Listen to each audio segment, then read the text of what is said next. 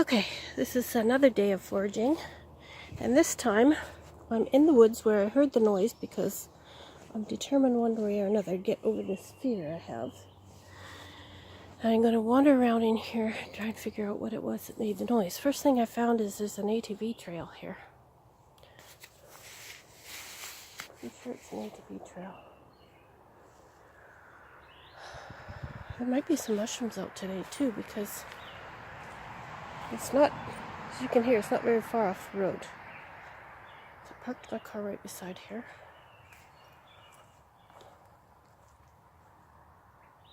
I don't hear anything in here today. Lots of birds. I'm gonna wander in here and try and figure out what made that noise.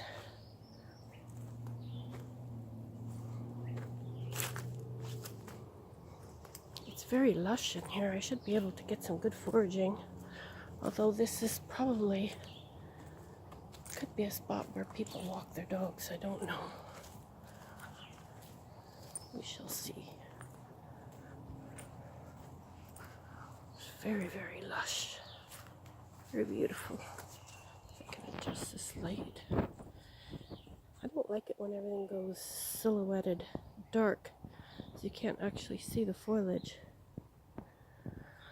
Oh, this would be such a good spot to pick for mushrooms. Oh, lots of cleaver. Oh, bug got me in the eye.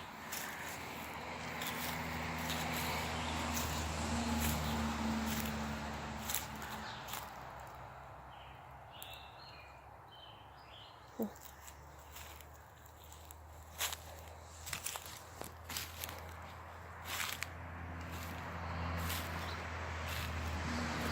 I'll probably do some silent foraging for the rest of the show unless something really interesting happens.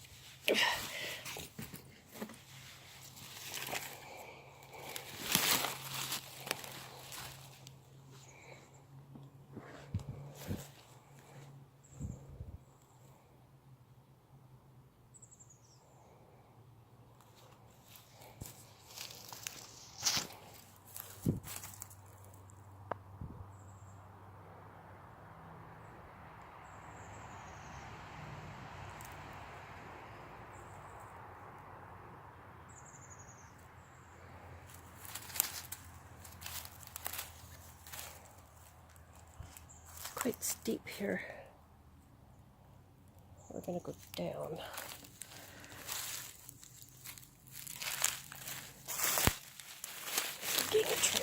Here, you probably can't make it out. I'm going to follow this game trail.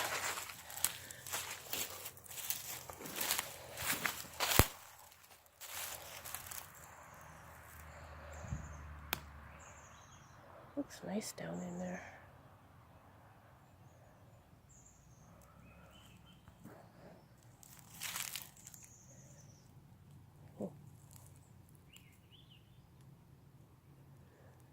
Well, what am I getting myself into?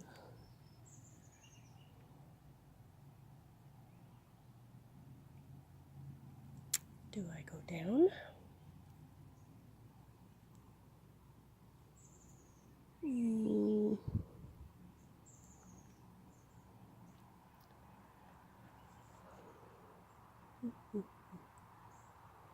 I can't see anywhere where the trail goes out. Over there it just looks so thick and dense in behind all that. I don't know if I would get through. I think I'm going to stay up top where the trail is.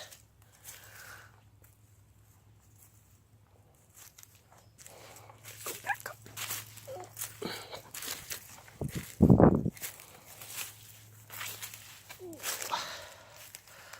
Ooh. Found a patch of skull cabbage. Ooh, stinging nettle. Ooh. Time to fill up my bag. Okay. I didn't bring gloves. Darn. Oh well, I know where this spot is. I'll come back.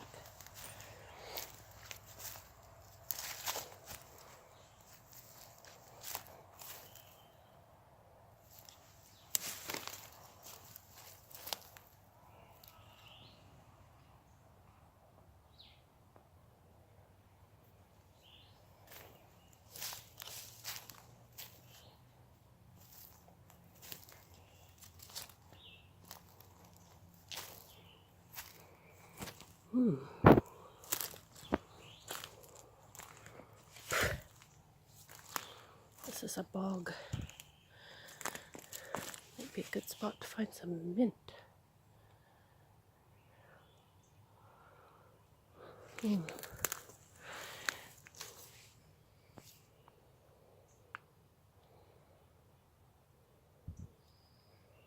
Not today.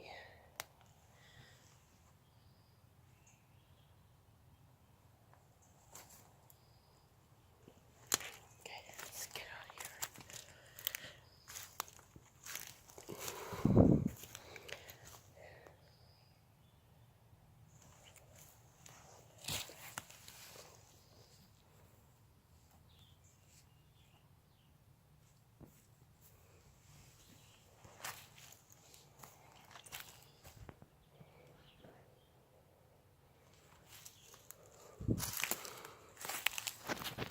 Patch of slough.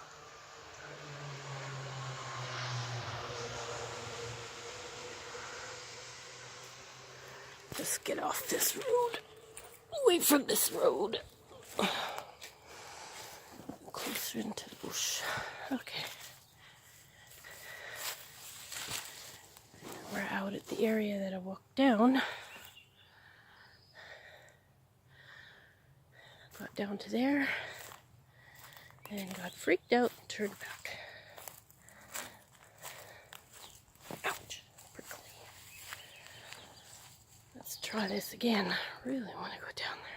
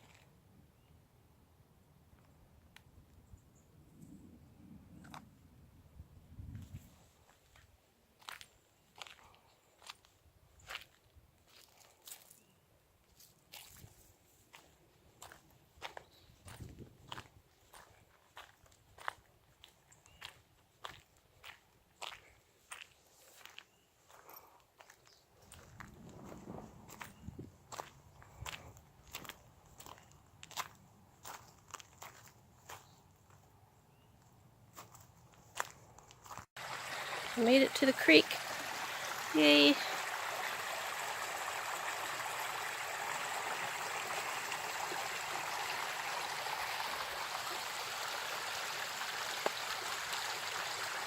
looks beautiful down there.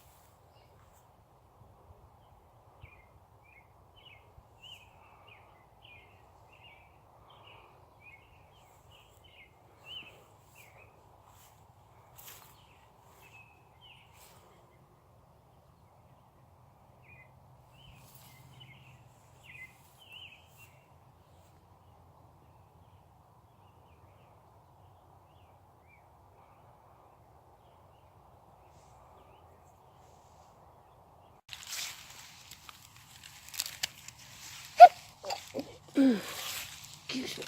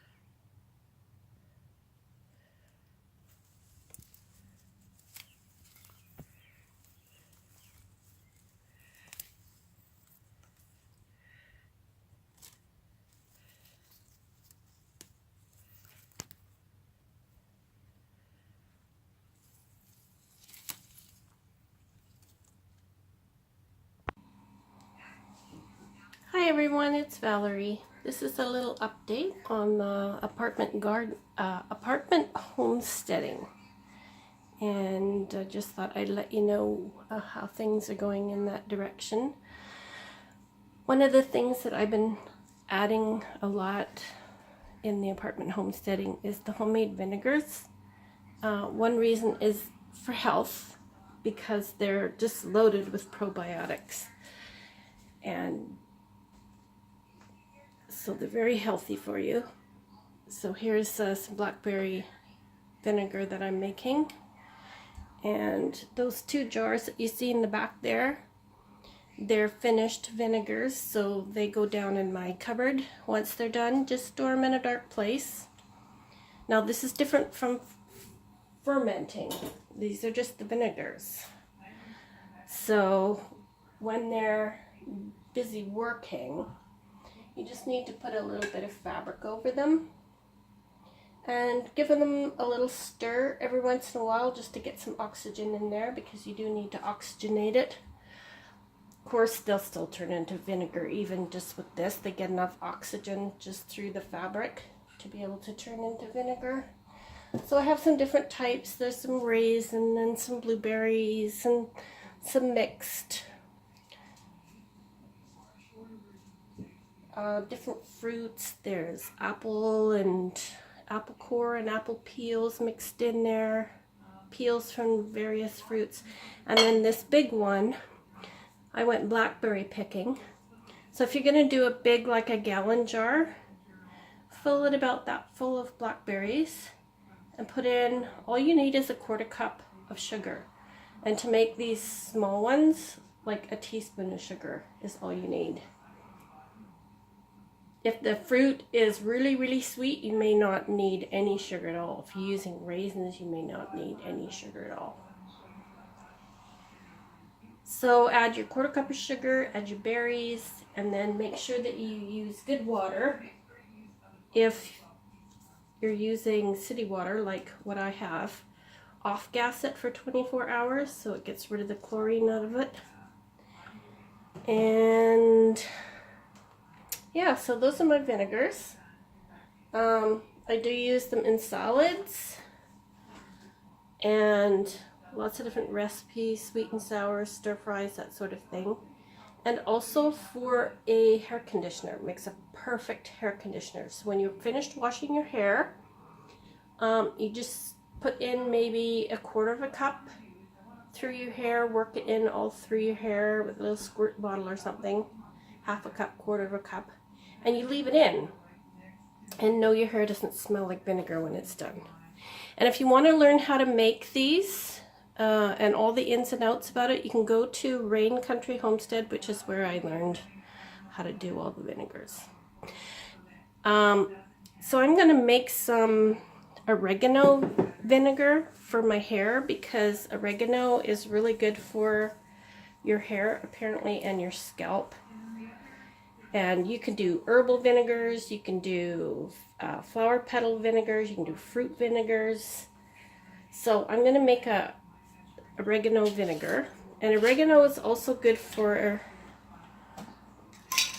hair regrowth. So when you get older and your hair starts to thin, it's good for your scalp. Okay, so just go through and pick off any bad leaves, put them into the jar. You don't need to, you could break them up, but you don't really have to, because vinegar has a way of extracting everything out of there, out of all the goodness out of the plants. So I might break some of these tall ones in half just to make sure they stay in there.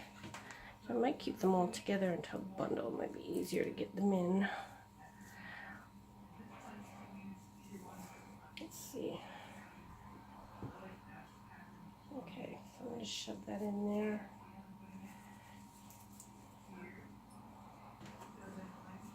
Now, herbs don't really have a lot of sugar to it, so I'm going to add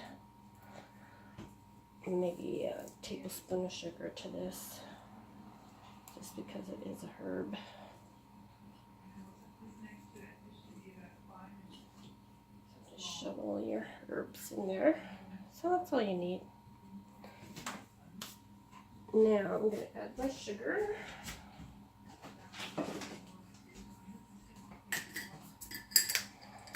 So about a tablespoon. Oops, that's maybe a bit much.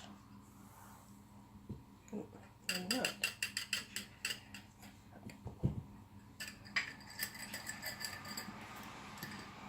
And you'll see after a day or two, you'll start to see it bubbling. And then after 30 days, you let it sit for 30 days. You can mark, if you're like me and you forget when you put them in, you can mark with a Sharpie on your glass. Just mark the date. And then when you want to reuse your glass again, you just take some rubbing alcohol and you can erase that. So put in your good water. Use filtered water, rainwater, whatever you want. And then put your fabric over it. If you don't have fabric and elastics and all that stuff, don't worry. What I do is I put my jar lid inside out. Just let it sit like that. And then I don't really do this up. I just put it on loosely. And then just let it sit. And there you go. It's as easy as that. Now I went and bought, or I went to look to buy some vinegar from the store. $5 for a big jug of vinegar. And I thought, why am I buying this when I can go out and pick my blackberries, use just a 1/4 cup of sugar, and there I have all of my vinegar. And it's healthy because it's got all the good probiotics and everything in the vinegar, as long as you don't heat it. Okay, now the other thing I wanted to show you was my dried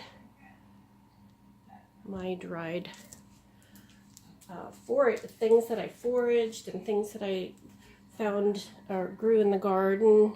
And this is that little cardboard shelf that I came across at the dollar store.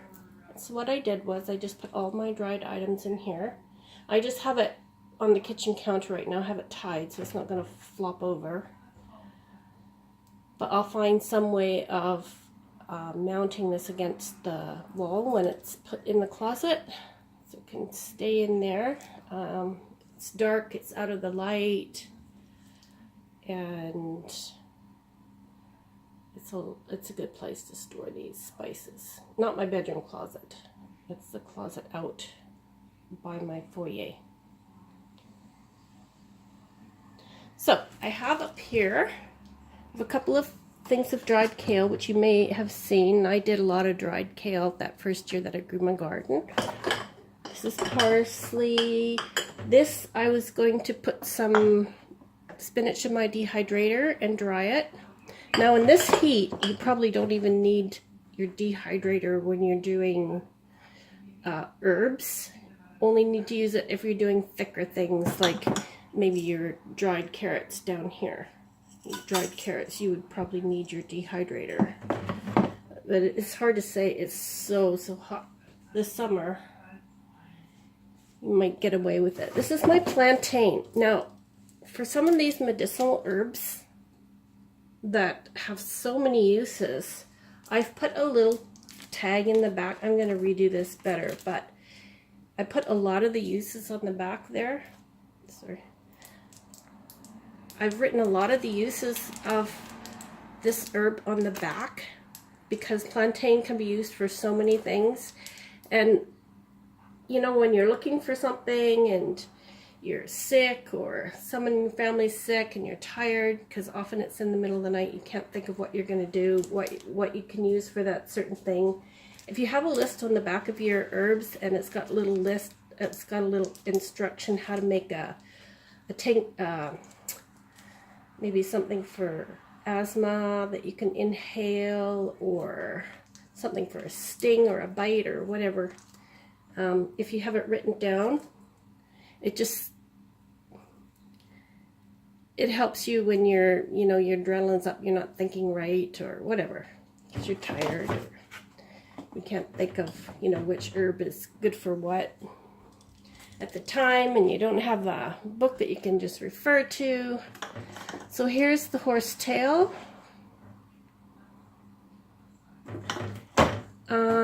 curly dock. These are seeds and heads. This is curly dock stem. Wild raspberry leaves. Here we have some of the sunflower seeds that I dried. I have tons and tons of sunflower seeds and I've been eating them. Usually a little bit every day, but I make sure I have about a half a cup that I eat, not of the seeds, but of, you know, I just take about half a cup of these and then I sit and I open them and eat them. Chives that I dried, I've slowly been starting to use them. I forget that I had them. Sage, some more parsley. In there we have lemon balm. Be careful how you use lemon balm.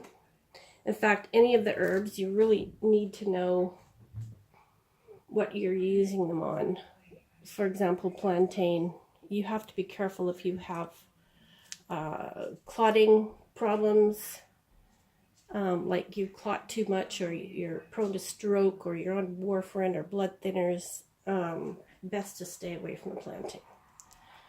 Unless you're using it for bites or stings or something. That's a little bit different. Those are my dried carrots. Here we have some calendula leaves. Fireweed. Firewood's good for stomach ailments. A lot of your bitter herbs are, like dandelion, they're good for the stomach. Heal-all. Really, really good herb. Heal-all. Good to know your indications, contraindications though for that. More thyme. And down here, the very bottom, okay, more thyme. And some orange peels that I dried, which I'm going to blend up really fine and use them for seasoning and whatnot. And you can also do vinegar. I saw Rain Country's homestead. She did a vinegar. She makes a cleaning vinegar, or a vinegar for cleaning, and she uses orange peels, lemon peels. It makes a good cleaning vinegar. More parsley, and then in here is the old plantain. The first batch that I did that didn't turn out very good. I overcooked it a bit. But if I need to use it, it's there for, you know, if I run out of the other. So that's my drying and vinegar and apartment homesteading so far. Drying is a really good way to go when you're in an apartment because way less room that it takes to store dried items than it does to store canning. So if you've used up all your room like me, I probably have no place left for canning. Now I'm starting to dehydrate. As I use up my canning, I'm replacing it with more dehydrated items than canned items. And partly because I don't have a garden this year. Okay, so that's my apartment homesteading video for today. And I'll catch you guys all next time. Bye!